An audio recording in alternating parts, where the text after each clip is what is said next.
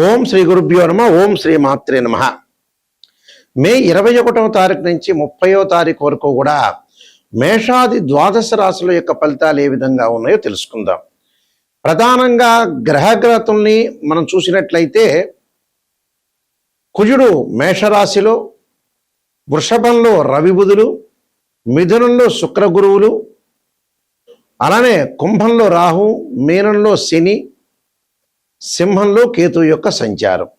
ఈ గ్రహగతుల్ని మనం చూసినట్లయితే ప్రధానంగా మేషాది ద్వాదశ రాశుల వాళ్ళకి ఏ విధంగా ఉండబోతుంది, ఉద్యోగపరంగా, వ్యాపారపరంగా, ఆరోగ్యపరంగా, కోర్టు సమస్యలు, సంతానము, వివాహము, ప్రమాదాలు, అలానే నిరుద్యోగులకు ఉద్యోగ అవకాశాలు, అలానే వస్తువులు కొనుగోలు చేయటం, క్రయ విక్రయాలు, ఇలాంటి మొదలగునవన్నీ కూడా ఏ విధంగా ఉండబోతున్నాయి అంటే జీవితంలో ఎలాంటి సాధించబోతున్నాడు, ఎలాంటివి, దానిలో నెగిటివ్ ఏంది, పాజిటివ్ ఏంది, ఖచ్చితంగా జీవితంలో నెగిటివ్ తెలుసుకోవాల్సిన అవసరం ఖచ్చితంగా ఉంటుంది లైఫ్లో.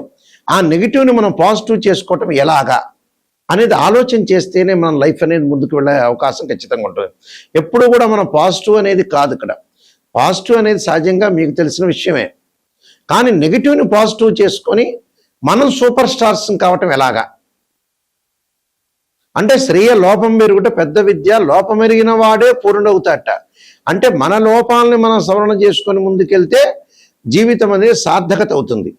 అంటే పిల్లల యొక్క చదువులు, వాళ్ళ వివాహాలు, మన గ్రోత్, ఎకనామిక్ గ్రోత్, ఫైనాన్షియల్ పరంగా ఉండే డెవలప్మెంట్స్, ఫారిన్ కంట్రీస్కి వెళ్ళటం, ఇలాంటివన్నీ కూడా ఏమిటి, ఏ విధంగా ఉండబోతున్నాయి అంటే అనవసరమైన ఖర్చులు పెడుతున్నామా, అనవసరమైన బిజినెస్ చేస్తున్నామా, అలానే అనవసరంగా అధిక ప్రయాణాలు చేస్తున్నామా, అనవసరంగా వేరే వాళ్ళకి డబ్బులు ఇస్తున్నామా, ఫారెన్లో వెళ్ళి సెటిల్మెంట్ కాని వ్యక్తులు కూడా డబ్బులు ఖర్చు పెట్టి ఫారెన్కి వెళ్ళే అవకాశాలు ఉంటాయి. మరి ఇండియాలో ఉండటం మంచిదా, అబ్రాడ్ వెళ్ళటం మంచిదా? ఎక్కడ అనవసరమైన టైం వేస్ట్ చేసుకోకుండా, కాలయాపన చేసుకోకుండా లైఫ్ని కరెక్ట్ సమయంలో మనం లీడ్ చేసుకుని లైఫ్ని ఎన్హాన్స్ చేసుకొని మనం ముందుకెళ్తే మనం ఖచ్చితమైన మంచి రిజల్ట్స్ వచ్చే అవకాశాలు ఖచ్చితంగా ఉంటాయి. అంటే జీవితంలో అనవసరమైన టైం వేస్ట్ చేసుకోకుండా లైఫ్ని ముందుకు తీసుకుని వెళ్తే మనకు మంచి ఫలితాలు వచ్చే అవకాశం ఉంటుంది. కాబట్టి ఈ 10 రోజుల పాటు ఏ విధంగా ఉండబోతుంది, ద్వాదశ రాశుల యొక్క ఫలితాలు తెలుసుకుందాం. తులారాశి వారికి ఈ 10 రోజుల పాటు ఏ విధంగా ఉండబోతుంది. ప్రధానంగా తులారాశి వారికి ధనధాన్య వృద్ధి కలగటం, ఫైనాన్షియల్ పరంగా ఉండే డెవలప్మెంట్స్ బాగా పెరిగే అవకాశాలు ఎక్కువ ఉంటాయి.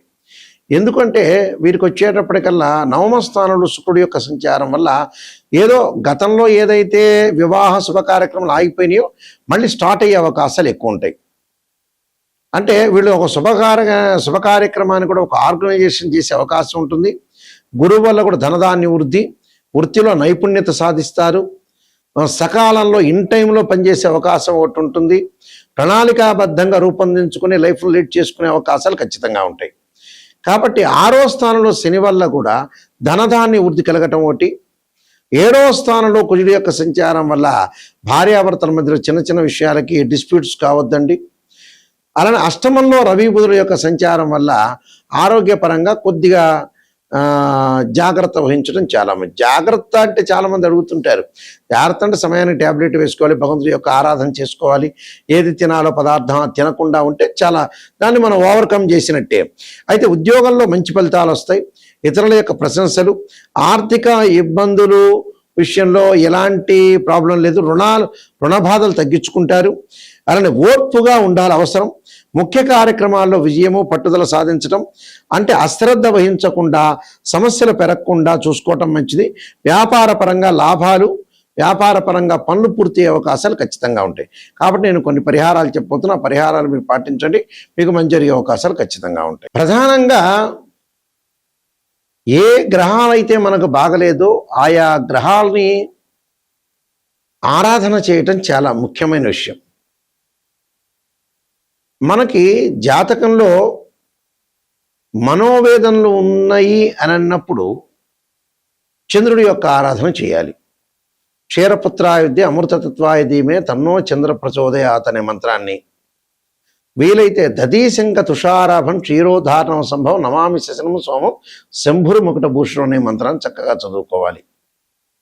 అలానే ఉద్యోగపరంగా ఇబ్బందులు రావటం, ఆరోగ్యపరంగా ఇబ్బందులు కలుగుతున్నాయా, ఖచ్చితంగా సూర్య భగవాను ఆరాధన చేయాలి. సూర్య భగవాను ఆరాధన చేయాలంటే జిల్లేడు సమిధలతోటి హోమం చేయటం, అలానే సూర్యుడి యొక్క ఆరాధన చేయటం, ఉషాఛాయా సమేత సూర్యనారాయణ స్వామి యొక్క ఆరాధన చేయటం వల్ల మనకు మంచి ఫలితాలు వస్తాయి. అంటే నవగ్రహాల యొక్క ప్రదర్శన చేయటం, సూర్యుడికి దానిమ్మ రసంతో అభిషేకం చేయటం చాలా మంచిది. అంటే దానిమ్మ రసంతో చక్కగా సూర్యుడి యొక్క ఆరాధన చేయాలి. అప్పుడు ఆరోగ్యం బాగుంటుంది, ఉద్యోగపరంగా ఇబ్బందులు లేకుండా ఉంటాయి.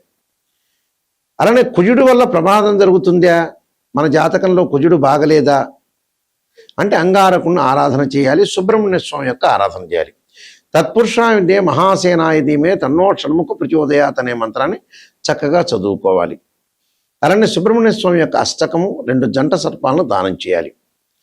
బుధుడి వల్ల వ్యాపారపరంగా ఇబ్బందులు కలుగుతున్నాయా, బుద్ధి వికసించట్లేదా, జ్ఞానం అనేది పెరగట్లేదా, మనం చేసే పని ఏం చేస్తున్నాం అర్థం కాకుండా ఉంటుందా, అంటే బ్రెయిన్ మెచ్యూరిటీ వాల్యూస్ పెరగట్లేదా అంటే బుధుడి యొక్క ఆరాధన చేయాలి. ఇలాగ విష్ణు సహస్రనామాన్ని పారాయణం చేయటం ఒకటి, ఓం నమో నారాయణాయ నమః అనే అష్టాక్షరి మంత్రాన్ని బుధవారం రోజున చదువుకోవటం చాలా మంచిది. దాంతోపాటు పెసలు దానం చేయటం చాలా మంచిది.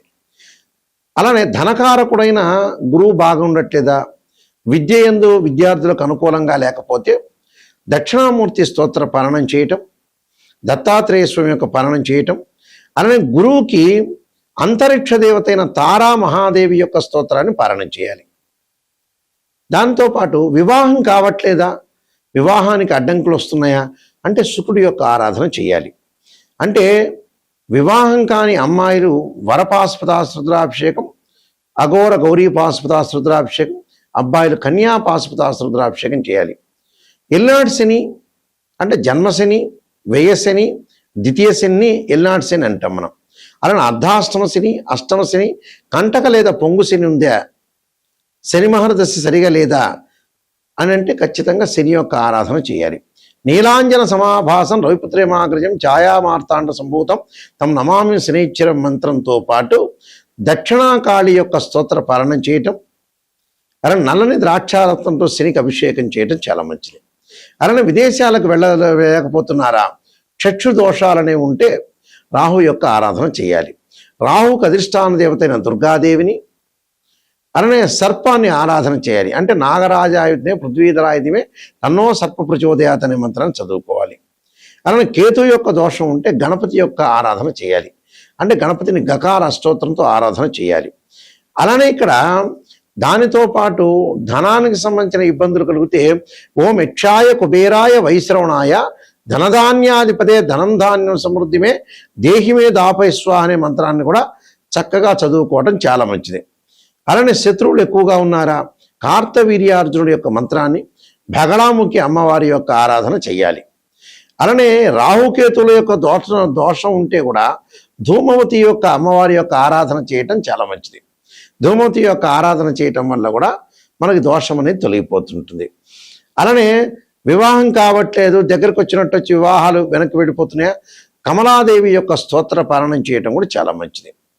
అంటే ఇవన్నీ కూడా ప్రత్యేకంగా రెమెడీస్, ఇవన్నీ కూడా గోచారరీత్యా చెప్పబడే ఫలితాలు మాత్రమే గుర్తుపెట్టుకోవాలి.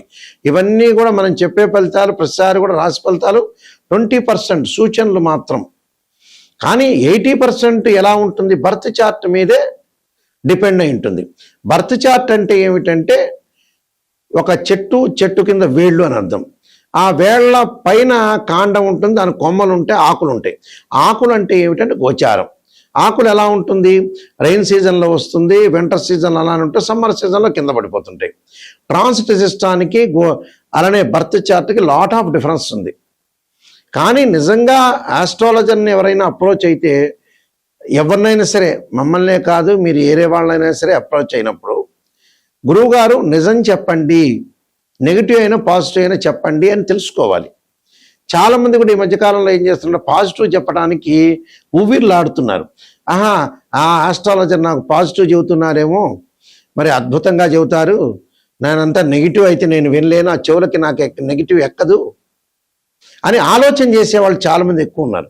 దానివల్ల ఆస్ట్రాలజర్స్కి నష్టం ఉండదు. ఆస్ట్రాలజర్స్ మిమ్మల్ని పొగుడుతుంటారు, మీరు హ్యాపీగా 10 నిమిషాల్లో కన్సల్టింగ్ ఫీజు ఇస్తారు, ఆ 10 నిమిషాల్లో హ్యాపీగా ఫీల్ అవుతారు. కానీ ఒకరోజు 1 గంట హ్యాపీ కాదు అది. నిజంగా జీవితంలో తెలుసుకుంటే, నెగిటివ్ని తెలుసుకుంటే దాన్ని సర్దిద్దుకునే అవకాశం ఖచ్చితంగా ఉంటుంది. ఆ విషయాలు ప్రతి వాళ్ళు కూడా గమనించాలి. చాలామంది కూడా ఆలోచన చేస్తున్న నెగిటివ్ నెగిటివ్ నెగిటివ్ అని. పాజిటివ్ ఆలోచన. పాజిటివ్ ఏముందండి? పాజిటివ్ మీకు తెలిసిందే. మీకు ఎంత ఉద్యోగం ఉంటుందో తెలుస్తుంది, మీ జీవిత చరిత్ర ఏందో మీకే తెలుస్తుంది.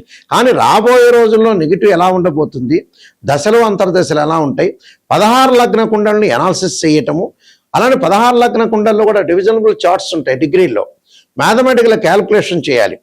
చేసి జాతకాన్ని ఏ విధంగా ఉండబోతుంది, ఉద్యోగం ఎలా ఉండబోతుంది, వివాహం ఎలా ఉండబోతుంది, ఆరోగ్యపరంగా ఎలా ఉండబోతుంది, దానిలో సర్పదోషాలని, కాలసర్పదోషాలని, పునర్భవ దోషాలు ఉన్నాయా లేదని టెస్ట్ చేసుకోవాలి. లేకపోతే వెల్ అండ్ గుడ్. ఒక అమ్మాయి యొక్క వివాహాన్ని కానీ అబ్బాయి యొక్క వివాహాన్ని కానీ అనాలిసిస్ చేసేటప్పుడు రాశిచక్రము, భావచక్రం, నవాంశము D9 చార్ట్ ఉంటుంది. అలానే దశలు అంతర్దశలు అనాలిసిస్ చేయాలి. ఒక వృత్తిపరంగా మనం ఉండాలి, ఎలా ఉండాలి, ఆ వృత్తి కలిసి వస్తుందా లేదా అంటే రాశిచక్రము, భావచక్రం, దశమాంశ చక్రము, దశలు అంతర్దశలు. సంతానం కలుగుతుందా లేదంటే రాశిచక్రము, సప్తమాంశ చక్రం, భావచక్రం, దశలు అంతర్దశలు. ఇవి కంపల్సరీ కూడా అనాలిసిస్ చేయాలి.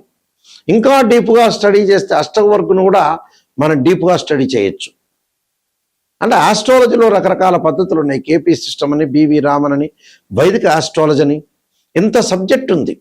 డిగ్రీలో క్యాలిక్యులేషన్ చేసేటప్పుడు ఉదాహరణకి గురువు ఉంటాడు. గురువు మకర రాశిలో 5 డిగ్రీలు ఉచ్చ, 5 డిగ్రీల వరకు నీచ, 5 డిగ్రీల నీచ, తర్వాత 5 డిగ్రీల తర్వాత పరమనీచ. అంటే మకర రాశిలో గురువు నీచత్వం ఉంది. అలాగా ఎక్కడైతే ఉచ్చస్థానమా, నీచస్థానమా, ద్వాదశ భావాలు, భావాధిపతులను కూడా మనం చూడాలి. అలానే భావాధిపతులు చూడాలి, రాస్యాధిపతులను చూడాలి. ఆ గ్రహం ఏదైతే ఆ గడిలో ఉన్న ఆ గ్రహం అంటే భావాధిపతి అంటే ఏమిటంటే ఆ ఇంటి ఓనర్, రాస్యాధిపతి అంటే బిల్డర్, ఆ ఇల్లు కట్టించినవాడు. ఆ గడిలో ఎవరైతే గ్రహం ఉంటుందో టెరెంట్ అని అర్థం. అంటే ఇన్ని రకాలుగా మ్యాథమెటికల్ క్యాల్కులేషన్ వేసి నిజాన్ని తెలుసుకుంటేనే జాతకం చెప్పించుకోవాలి. అబద్ధం చెప్పించుకునే వాళ్ళు ఎవ్వరు కూడా నా దగ్గరికి స్పెషల్గా మటుకు రావద్దండి. నాయకంటే మల్లికార్జున శర్మ గారి ద్వారా నేను బాగుపడాలి, నెగిటివ్ తెలుసుకోవాలి, నిజాన్ని తెలుసుకొని నేను బాగు చేసుకోవాలి నా జీవితం అనే వాళ్ళు మాత్రమే నన్ను అప్రోచ్ కండి. అలానే www.nayakanti.com ఉంది, మా వెబ్సైట్ని చూడొచ్చు. www.nayakanti.in చూడండి. నేను 15 పుస్తకాలు రాశాను. కాలసర్పయోగం, కాలసర్పయోగ చంద్రిక, రాహుకేతువులు, ఛాయాగ్రహాలు, అలానే బృహత్ పరిహార సింధు, జాతక చంద్రిక, వివాహ మార్తాండం, పుత్రగణ ప్రతివ్రతము, స్వప్నశాస్త్ర ఫలదీపిక, బృహత్ పరిహార సింధు, నవగ్రహ దోషాలు పోవటానికి 12 మహావిద్యలు, ఇలాంటి ప్రిడిక్షన్ ఆఫ్ ఆస్ట్రాలజీ, సర్వదేవతా గోత్రపురులు పార్ట్ 1, పార్ట్ 2, ఇలాంటి నెంబర్ ఆఫ్ ఆస్ట్రాలజీ బుక్స్ రాశాను. ఈ పుస్తకాలన్నీ కూడా రాజమండ్రి మోహన్ పబ్లికేషన్ వాళ్ళ దగ్గర దొరుకుతాయి. లేకపోతే మమ్మల్ని కూడా సంప్రదించి మా దగ్గర కూడా తీసుకోవచ్చు. కాబట్టి ఖచ్చితంగా వాస్తు బాగలేని వాళ్ళకి వాస్తు యంత్రాలు, మత్స్య యంత్రాలు కూడా మా దగ్గర ఉంటే పూజ చేసి మేము ఇస్తాము. వాస్తుపరంగా కూడా ఏదైనా దోషం ఉంటే కూడా మమ్మల్ని సంప్రదించవచ్చు. కేవలం జ్యోతిష్యమే కాదు, వాస్తు కానీ, అలానే వాస్తుపరంగా గృహ వాస్తులు కానీ, అపార్ట్మెంట్స్ కానీ, అలానే కంపెనీలు కానీ, ఏవైనా సరే వాస్తుపరంగా కూడా సంప్రదించవచ్చు. నిజాన్ని తెలుసుకోవటం చాలా ఇంపార్టెంట్. ఆ స్క్రీన్ మీద స్క్రోలింగ్ అవుతున్న నెంబర్ ఉంది, ఆ నెంబర్కి మీరు కాల్ చేయొచ్చు. డైరెక్ట్గా నా దగ్గరికి వస్తుంది ఆ కాలు. మీరు అన్నీ కూడా తెలుసుకొని, నిజాన్ని తెలుసుకొని ముందుకెళ్తే మీకు మంచి జరిగే అవకాశం ఉంటుంది. మీకు శ్రీ పరమేశ్వరుడి యొక్క కరుణాకటాక్షం ఉండాలని ఆశిస్తూ సర్వే జనా సుఖినో భవంతు.